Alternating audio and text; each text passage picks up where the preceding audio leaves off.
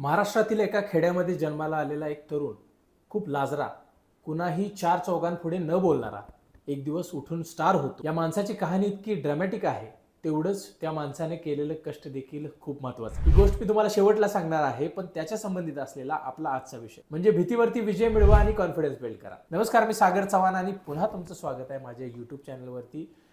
विचार करून मोठं कसं व्हायचं याबाबत आपण सिरीज सुरू केलेली आहे आणि त्या सिरीजमधला हा तिसरा व्हिडिओ आहे. माणसाला कोणती सुरुवात करायच्या आधी भीती नक्की येत असते आणि ही भीतीच किंवा मनामध्ये आलेली शंका हेच भल्या भल्या योद्ध्यांना युद्धामध्ये उतरण्याआधीच मारून टाकतं. त्यामुळे मनामध्ये आलेल्या भीतीला न घाबरता त्याला सामोरे जाण्याची ताकद अंगामध्ये ठेवा. बऱ्याच वेळा आपण कसं करत असतो की आपल्याला एखाद्या गोष्टीची भीती वाटत असते, पण आपण त्यापासून पळून जाण्याचा प्रयत्न करतो. मला समजा उंचीचा फोबिया आहे, हाईट फोबिया आहे, किंवा मला पोहता येत नाही, पाण्याचा फोबिया आहे, मी पाण्याला घाबरतो, तर आपण पाण्यापासून दूर जायला बघतो. पण गोष्टींपासून पळून जर गेलो किंवा गोष्टींना घाबरून जर आपण त्याच्यापासून दूर जात गेलो तर आपल्याला त्या जास्तच भीती दाखवणार. त्यामुळे त्या भीतीला भिडण्याची ताकद मनामध्ये ठेवा आणि भीतीला भिडा.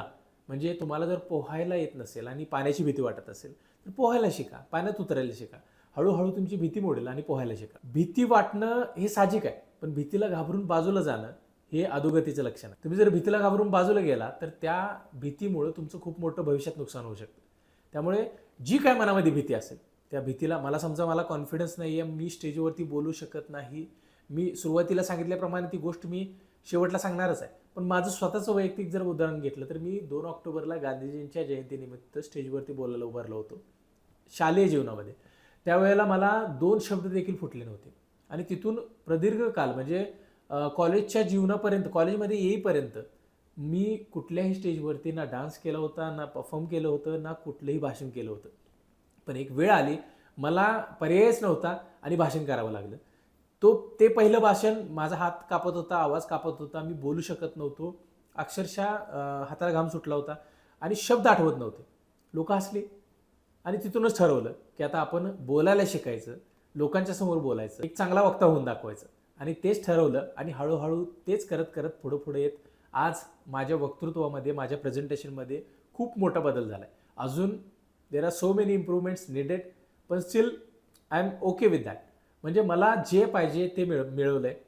एकाच गोष्टीमुळं मला स्टेज फिअर होतं, ते मी ओव्हरकम केलं आणि त्याच्यातून पुढं आलो. आणि होतं म्हणजे प्रत्येक माणसाला कशा ना कशाची भीती असते. एखाद्याला समजा व्यवसाय सुरू करताना सुरुवातीलाच भीती येते, व कसं होईल, काय होईल. तुम्ही भिडा.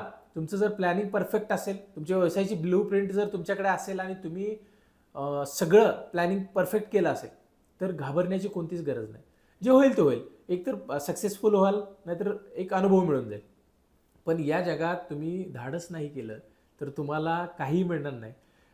समुद्राच्या बाजूला लागणाऱ्या जहाजांना कुठलंही संकट नसतं, कुठलाही संघर्ष करावा लागत नाही, पण ते सोडून जातं. पण समुद्रामध्ये उतरणारी जहाजं, लाटांवरती खेळणारी जहाजं कायम संघर्षात असतात आणि संघर्ष करून करून ते मरेपर्यंत एकदम ताजेतवाने राहतात. हा, शेवटी त्यांनाही गंज लागतो, पण त्यांच्या पुस्तकामध्ये, त्यांच्या इतिहासामध्ये त्यांचा संघर्ष मोठ्या अक्षरांनी लिहिलेला असतो. तसंच माणसांचं आहे. जे घरात बसतात त्यांचा इतिहास काय लिहिणार लोक? जे रणांगणावरती उतरतात, जे प्रवाहाच्या विरुद्ध जाऊन काम करतात, त्यांची स्थिर दखल इतिहास घेतो आणि आपल्याला तेच करायचं आहे. भीतीवरती जर तुम्ही विजय मिळवलात, आता भीती मोडायची म्हणजे काय करायचं?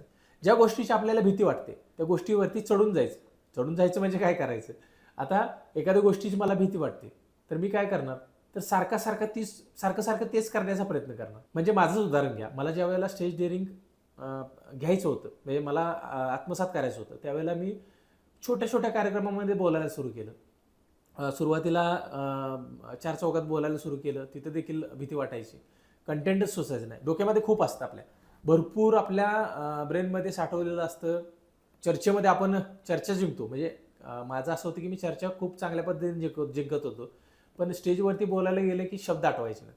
प्रत्येकासोबत तेच होतं. हळूहळू तुम्ही ज्यावेळेला भीती ओव्हरकम करत जाल त्यावेळेला तुमच्या संभाषणामध्ये, तुमच्या थॉट प्रोसेसमध्ये बदल घडत जातो आणि तुम्ही चांगल्या पद्धतीनं विचार मांडू शकता, मांडत जाता. मग मी काय करायला सुरुवात केली की सुरुवातीला मी प्रत्येक स्टेजवरती, प्रत्येक छोट्या छोट्या कार्यक्रमामध्ये बोलायला सुरुवात केलं. हळूहळू मोठ्या स्टेजवरती बोलायला चालू केलं. म्हणजे कॉन्फिडन्स बिल्ड होत होत होत होत आज मी कोणतीही मोठी सभा हां, प्रिपरेशन करावं लागतं. मोठी सभा असली की प्रिपरेशन करावं लागतं किंवा मोठ्या ठिकाणी बोलायचं असेल, एखाद्या ठिकाणी प्रमुख पाहुणे म्हणून गेलो, तर त्या ठिकाणी बोलायचं असेल, तर प्रिपरेशन करावं लागतं. पण आता तितकासा वेळ लागत नाही, पाठांतर करावं लागत नाही. अगदी सहज बोलू शकतो. इतक्या प्रमाणात मी माझ्या स्वतःला माझ्या वक्तृत्वामध्ये बदल केलेला आहे. आताही कॅमेरापुढं सुरुवातीला बोलायचं म्हणलं की मला भीती वाटायची. पण आता मी अस्खलितपणे कुठल्याही भाषेत कसंही बोलू शकतो. कारण की मी ती कॅमेऱ्याची भीती असेल, स्टेजची भीती असेल मोडून काढली. म्हणजे तुम्हाला कुठल्याही गोष्टीची जर भीती मोडायची असेल, तर तुम्हाला त्याला सामोरं गेलं पाहिजे, त्याच्याशी भिडलं पाहिजे. मला पोहायचं आहे, तर मला रोज पाण्यात उतरलं पाहिजे. जोपर्यंत माझी भीती मोडत नाही, जोपर्यंत मी पोहायला शिकत नाही, तोपर्यंत पाण्यात उतरलं पाहिजे. गाडी चालवायला भीती वाटते, स्टिअरिंगवरती रोज बसलं पाहिजे. जोपर्यंत भीती मोडत नाही, तोपर्यंत स्टिअरिंगवरती राहिलं पाहिजे. जास्तीत जास्त काय होईल, एखाद्या ठिकाणी ठोकेल, स्क्रॅच येईल, भरून काढू शकतो. पण मनामधली भीती निघेल ना. मला उंचीवरती जायला भीती वाटते. मी उंचीवरती सारखं गेलो आणि तिथून वाकून बघायला चालू केलं. मग गरगरणं, भीती वाटणं आपोआप बंद होऊन जातं. या जगात कुठलीही गोष्ट तुम्हाला भीती दाखवू शकत नाही, जोपर्यंत तुम्ही त्याला भीत नाही. तुम्हाला लहानपणी भूताच्या गोष्टी सांगितल्या, त्यामुळे तुम्ही भूताला घाबरता. त्यावेळेला जर तुम्हाला भूताच्या गोष्टी सांगितल्या नसत्या, तर आज तुम्हाला भूत म्हणजे काय माहीत नसतं आणि तुम्ही त्याला घाबरलंच नसतं. आता भीतीला सामोरं जाणं, त्याला ओव्हरकम करणं हे आपल्या हातात आहे आणि आपण ते करू शकतो, हे आपण बघितलं. पण कॉन्फिडन्स बिल्ड कसा करायचा? भीतीला सामोरं जायचं म्हणजे कॉन्फिडन्स पाहिजे, स्टेजवर जायचं कॉन्फिडन्स पाहिजे. मी उगाच आपला असं घाबरत स्टेजवरती गेलोय आणि काही बोलायला लागले, तसं होणार नाही. तुम्हाला कॉन्फिडन्सनेच जावं लागेल. बऱ्याच वेळा आपल्या इवन माझ्या बाबतीत देखील तसंच होतं. मला कॉन्फिडन्स लेवल माझी 0 होती. बरीच कारणं होती त्याला. म्हणजे I was thinking about my looks, my acne scars. माझे दात पुढे होते पहिल्यांदा. त्यामुळे मला भीती वाटायची की मी पुढं स्टेजवरती कसं जायचं, लोक मला हसतील. मला फोबिया होता त्याचा. मग मी काय करायला सुरू केलं की I started acting like that. मी एका पुस्तकामध्ये वाचलं होतं की तुम्ही स्टार्ट करा, स्वतःला कॉन्फिडंट आहे असं ॲक्टिंग करायला चालू करा, लोकांना भासवायला चालू करा. पुढे बसलेली लोकांना नोटीस होत नाही आणि झालं तरी काय फरक पडतो. आपल्याला स्वतःला मांडायचं आहे, त्यामुळे पुढं काय लोकांना वाटतं याचा विचार आपण करायचा नाही. Act like you are confident. तुमचा सबकॉन्शियस माइंड त्याप्रमाणे प्रोग्राम व्हायला चालू होतो आणि तुमच्या सबकॉन्शियस माइंडमध्ये तुम्ही कॉन्फिडंट बनत जाता. तुमची सबकॉन्शियस माइंडची पॉवर इतकी पॉवरफुल आहे, तुम्ही त्याला काहीही मागितलं. म्हणजे लोक म्हणतात ना, युनिव्हर्सला मागितल्यानंतर सगळं मिळतं. पण तो युनिव्हर्स तुमच्या सबकॉन्शियस माइंडमध्ये आहे. त्याला जो तुम्ही कमांड द्याल ते तुम्हाला घडवतं.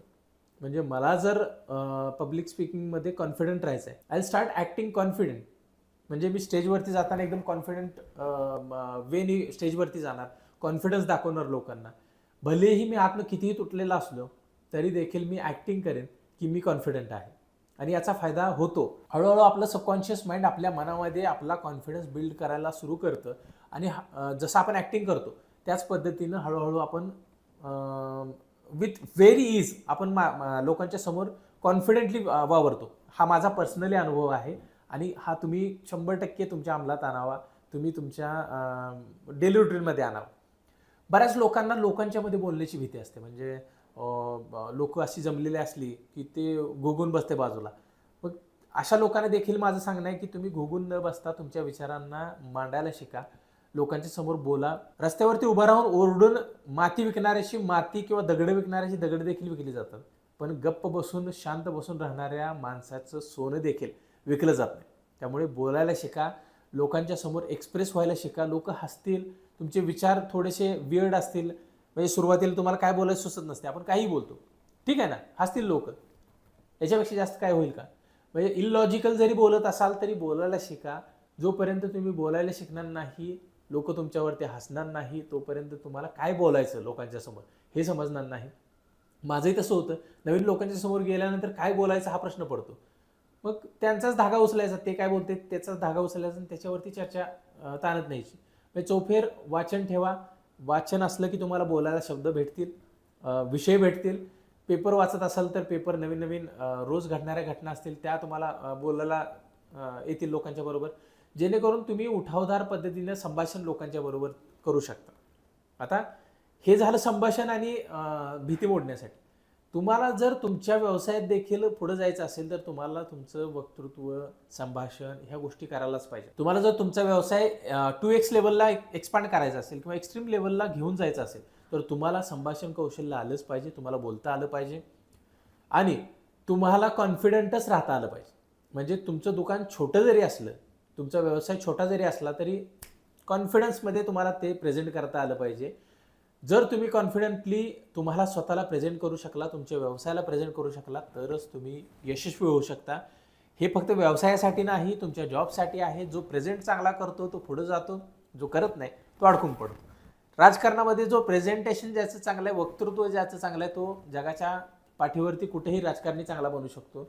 अगदी अटल बिहारी वाजपेयींपासून, इंदिरा गांधींपासून, अगदीच महाराष्ट्रामधलं उदाहरण घ्यायचं झालं तर उपमुख्यमंत्री राहिलेले स्वर्गीय आराराबा पाटील हे एका छोट्या कुटुंबातून वरती आले आणि एकदम महाराष्ट्राच्या राजकारणामध्ये स्वतःचा एक वेगळा ठसा उमटवला, फक्त वक्तृत्वाच्या जोरावरती आणि त्यांच्या बुद्धीच्या जोरावरती. याच्याबरोबर तुम्ही बाळासाहेब ठाकरे असतील, ज्यांच्या एका शब्दावरती मुंबई बंद व्हायची, ते देखील एकदम सामान्य कुटुंबातून वरती आलेले आणि फक्त वक्तृत्वाच्या आणि त्यांच्यामध्ये असलेल्या धमकीच्या जोरावरती मुंबईवरतीच नाही तर महाराष्ट्रावरती राज्य केले त्यांनी. असे बरेच लोक आहेत, गोपीनाथजी मुंडे असतील, प्रमोदजी महाजन असतील, असे बरेच लोक आहेत ज्यांच्या वक्तृत्वामुळे त्यांना संधी मिळाली, त्यांना ब्रेक मिळाला. त्यामुळे कुठलंही क्षेत्र असू दे, तुमचं संभाषण तुम्हाला त्या क्षेत्रामध्ये टॉपपर्यंत घेऊन जाऊ शकतं. तुमचा कॉन्फिडन्स तुम्हाला एका एक्स्ट्रीम लेवलपर्यंत पोहोचू शकतो आणि एकदा का तुम्ही तुमच्या भीतीवरती ओव्हरकम केलं की तुम्हाला या जगामध्ये अडवणारी कुठलीही शक्ती नसणार आहे. त्यामुळे कॉन्फिडन्स नसेल तर act like you are confident. Confident असल्यासारखं ॲक्ट करा. तसंच स्टेजवरती जा किंवा कुठे माणसांच्यात जा आणि स्वतःमध्ये कॉन्फिडन्स बिल्ड करा. मी सुरुवातीला जो किस्सा सांगितला होता, एका छोट्या गावातून जाऊन 4 माणसांच्या समोर न बोलू शकणारा माणूस एक स्टार बनतो आणि देशभर तो गाजतो. देशभरच नाही, जगभर गाजतो. त्याचं नाव आहे संजू राठोड. धानवडमधला, जळगावमधल्या एका छोट्या खेड्यातील हा मुलगा 4 चौघांच्या समोर न बोलता येणारा संजू आज लाखांचे कॉन्सर्ट करतो. म्हणजे 4 चौघांच्या समोर बोलताना देखील, त्याच्या मित्रांच्या सोबत बोलताना देखील तो लाजून बोलायचा. शाळेत देखील लाजून बोलायचा, त्याला बोलता येत नव्हतं. न बोलता येणारा माणूस जर लाखांचे कॉन्सर्ट करू शकतो, इतका अप्रतिम पद्धतीने लोकांच्या मनावरती राज्य करू शकतो, तर आपण देखील ते करू शकतो. संजू राठोडने सुरुवात केली, छोट्या छोट्या कार्यक्रमांमध्ये गाणं म्हणायला सुरुवात केली. गाणं म्हणत म्हणत मग हळूहळू स्टेज डेअरिंग येत गेलं. त्याची गाणी लोकांना आवडू लागली. ठिकठिकाणी त्याला कार्यक्रमाला बोलवू लागले. मग त्याला प्रोड्युसर एक चांगला भेटला. मग सुरुवात झाली गाणी बनवायला. गाणी बनवली, लोकांना आवडली. तो मुंबईला येऊन राहिला. मुंबईमध्ये चांगल्या पद्धतीने गाणी तो बनवायला लागला आणि बघता बघता, म्हणजे त्याच्या पाठीमागचं त्याचं एवढं मोठं स्ट्रगल आहे हे कोणाला दिसणार नाही, पण रातोरात तो स्टार झाला हे लोकांना दिसेल. मात्र त्याच्या पाठीमागे त्याने संघर्ष केलाय. न बोलता येण्यापासून ते बोलायला शिकण्यापर्यंत, लोकांच्या समोर प्रेझेंट करण्यापर्यंत आणि स्वतःची गाणी तयार करण्यापर्यंत एवढा मोठा संघर्ष केलाय. मुंबईमध्ये आला आणि एक ब्रेक मिळाला. त्यामुळे कॉन्फिडेंटली बोलायला शिका. कॉन्फिडन्स नसेल तर कॉन्फिडेंटली ॲक्ट करायला शिका. हळूहळू तुमच्यामध्ये कॉन्फिडन्स बिल्ड व्हायला सुरू होईल आणि तुम्ही देखील तुमची बाजू, तुमचं शब्द, तुमच्या मनातील विचार लोकांच्या समोर मांडू शकाल. व्हिडिओ आवडला असेल तर लाईक करा, शेअर करा आणि कमेंट करा. आणि पुढचा व्हिडिओ कोणत्या विषयावरती असावा हे देखील सांगायला विसरू नका. विचार करून मोठं कसं व्हायचं या सिरीजमध्ये पुढचा विषय आपण लवकरच घेऊन येतोय. तोपर्यंत स्टे ट्यून आणि सबस्क्राईब करायला विसरू नका. धन्यवाद.